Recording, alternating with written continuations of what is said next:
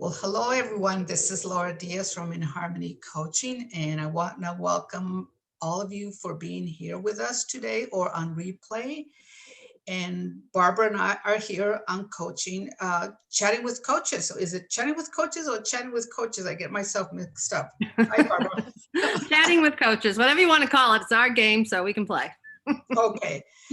So today's topic, we're going to talk about, last week we talked about mindset, and we went through 5 different strategies. So today we're going to talk in line with mindset is, how do we talk to ourselves? How do we talk to ourselves? Because what I've discovered for myself in my own changes, as well as working with clients, is that if you don't talk to yourself in a way that's empowering, that's positive, it's going to be difficult to start making a change towards something that you want if you're not in alignment with that conversation in yourself, in your mind, in your soul. Mm-hmm. So we need to be very conscious about, how do we speak to ourselves? What are we telling ourselves when we say, I want this job, I think it'd be excellent for me? Do we silently negate that in the way that we speak to ourselves?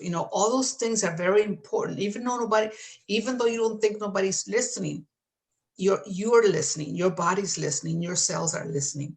So that's a very important topic for us to really address in this few minutes that we're talking today. What's your thought on that, Barbara? Well, I think, and that was a great introduction to our subject. I just think we should probably introduce ourselves for the people that have never watched us or don't know us. So I'm Barbara Murphy-Shannon, and I am a business/life coach. I work mostly with women, entrepreneurs and leaders, helping them go from maybe a concept of a business they want to opening the doors or launching their website. So kind of everything in the middle. Including mindset, branding, coming up with their packages, offering, pricing, enrollments. So kind of the whole package. And Laura, would you like to introduce yourself? Yes, for those of you who haven't met me or you haven't been in any of our chats, I'm Lord Diaz, life and business coach with In Harmony Coaching, and I've been with my business since 2012, after I retired from the state of California, where I was working as a team manager. And so I decided it was time for me to make a career change, and I'm so glad I did. So I mostly work with women, and my focus with my coaching is helping women build their self-confidence, so that way they can take the next step to wherever they're going, if it's a relationship, if it's something personal, or if it's a career change. I work with entrepreneurs and people who are not entrepreneurs, so we could say entrepreneurs and leaders, people that want to make a difference in the world for themselves. Yeah. Great.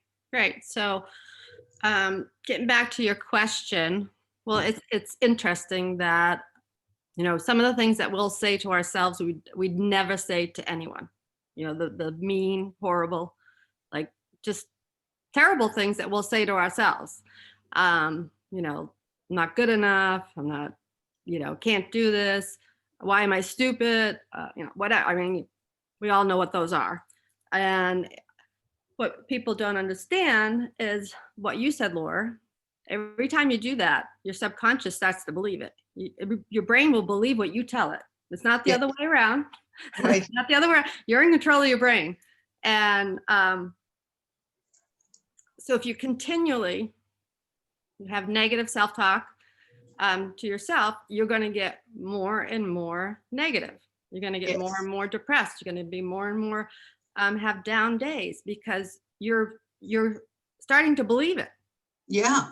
And is it true? No, of course it's not. It sometimes becomes a defense, because it's easier to say, oh, well, I'm not smart enough, or nobody loves me. Yeah. Because then it's not your fault. You don't have to do anything about it. Mm-hmm. Right? No. It's like, oh, well, it's not my fault no one loves me. It's not my fault that I can't, do whatever it is that this person wants to do. or the other part of this, especially with women, is our physical presence. I'm not skinny enough. I'm not pretty enough. I'm not going to go to that party because I'm too fat. It's like, it's just that negative talk that is not true. And it does end up becoming your truth because you keep pushing it in your brain. Yeah, and that's so true, because one of the things in line with how we talk to ourselves, another study that I've taken on with one of my mentors, is the distinction between living as a victim and living in as a self-leader about your life and your circumstances. So the distinction is, how do we conduct ourselves? How do we think? So I've been noticing that, and I've created a little chart on items or behaviors. Like, for example, the situation of being a procrastinator, and say, well, that's the way I am. Somebody who, falls into the victim will say, that's the way I am, without knowing that this situation could be isolated. Maybe at this time I procrastinated, but I know that I could do better. Taking ownership, responsibility of that moment, versus saying, I resign, I'm procrastinating, I'm not going to make a change, which, puts you in a victim situation. So in talking with ourselves, we also have to be aware, where are we playing? Are we playing as a victim, or are we playing as a leader, being our own leaders with ourselves? So those two areas kind of fascinate me when I'm working with myself, or when I'm working with another person, because I have to catch myself too. Because there's been moments that I put myself in being a victim, and then I catch myself later, I'm going, oh my God, I'm not exempt from not falling into victimhood. I think all of us are. And so when I catch myself, I said, oh God, I said, I'm not going there. I said, no, I said, get out of there. Well, that's just it. It's awareness. Yes. Once you're aware that you're doing it, if you're saying those things like, oh, I'm just a procrastinator, or, oh, that's just the way I am, which is bullshit. Sorry for my language, but it is. It's, what are you talking about? You can do whatever you want to do if you try. No, maybe you're not going to be Einstein, but you can't put yourself to the point where you're like, well, I can't do that. And again, it goes back to that awareness. And so same thing with my clients and myself is, once you have that awareness and you start thinking those thoughts like, oh my God, I'm so fat. I feel ugly. You say to your brain, you give it a name. You say, give it an alternative name, like Sally, get the hell out of here. I don't want to listen to you. That's right. I don't want to listen to you. You don't ever say anything nice. Go away. That's right. Because one of the steps as far as awareness is realizing that you may not be thinking the best way for yourself. So exploring that, being willing to explore what's going on with my thoughts, being willing to explore. And once you are able or willing to explore, then you can cause an awareness to come forth, and with situations, behaviors, or certain patterns that show that maybe continue to think this way and act this way is not going to be to my advantage if I want this. Right. And then the other part of that, I will share with my clients as well, is when they're like, well, I'm not pretty enough and not this enough. I'm like, nobody, you're making it seem like the world's really focused on you. And honestly, they're not. They're not focused on you. And if you think about it, the people that you love and hang around with, and they're all shapes and sizes, some of my best friends are not the ideal person in the stupid magazines, but that they're funny, they're intelligent, they're wonderful company. I'm not thinking about them, oh, they should lose weight. What do you think about that? Because I love them. They're great people. And so when they say, well, they're going to be looking at me and judging me. No, you're judging yourself. Nobody's judging you. Yeah. Because the interesting thing that I've noticed is that when I judge myself, then I'm allowing other people to judge me. I may do something consciously or unconsciously to provoke somebody to judge me. And so I think the psychology of that probably happens with people when they're self-conscious, because something happens that you're allowing certain judgments to come through. Mhm. And what I was thinking this morning, I was walking and listening to some audios on an old, what do you call these things? What do you, the old time, what do you call these things? I don't even know what that is in a It's filled with a lot of of tape, um, music and stuff. yeah, a lot of Yeah. self-improvement stuff. Yeah. But I keep it because it has It works. 200 lectures, so it's always good to. So Yeah. I was listening to a lecture from Mary Morrissey, who I also trained a couple of years ago on the Dream Builder program, and it really caught me because of this topic about you. The way you create things, is you always think thoughts twice. Mhm. You always create. I'm mixing it up. I know that right now because it's not being as smooth. You always think twice. So in other words, things are created twice, or yeah. First, they're created in your mind with a thought, and then somehow they start coming into reality in your existence. And I said, okay, if that's true, and I keep with that thought, and I want to keep the focus there, which many times I want to do that. If I keep the focus on what I want and just keep that focus, this is what I want because I see the benefit, not only for me, but for the people I'm working with. And I keep that as a reality. I want to do that because the more I can bring it into reality. And Mhm. so that makes me feel good. Like a couple of months back, I did a 30-day challenge, and I put it in mind. I want 8 women for this challenge, and I kept repeating that to myself. I was welcoming the 8 women registering coming into the group. I had 8 women Mm, register for the group. nice. So I'm looking at repeating this course, Call from Uncertainty to Confidence, which is also a course to provoke your mindset and thinking, how you talk to yourself, and what needs to shift, what needs to stop, and repattern, so that way you can move in a way that's forward. So I'm thinking, okay, I'm going to do another experiment. I'm going to put a number in my brain and think it twice. Creation is done twice, first in your mind and then outer. And I'm going to forth and see how that goes. Yeah. So, designate a number and say, I see this as a possibility and I see it moving forward.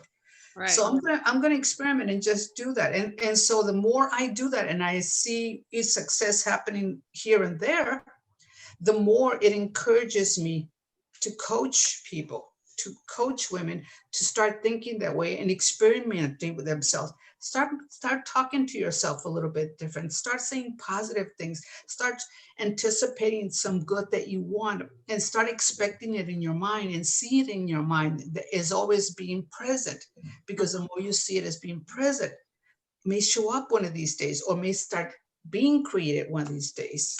Right. And So looking it's, at that. visualization, whether it's using a vision board or, like you said, just saying it every day. Um, are some of the most amazing, self-help people, leaders, they'll say, put things, take a post-it, put it on your mirror in the morning, whatever it is that you need to say to yourself, I Right, am a great coach. I am a great mom, whatever that is. And right. again, it goes back to the brain. The brain believes what you tell it. That's right. You're telling it that you're no good, it's going to believe you're no good, and you're going to stay in that mindset. You're going to do a reset mindset and reverse that and say, I'm a great mom. I'm a great coach. I'm a great wife.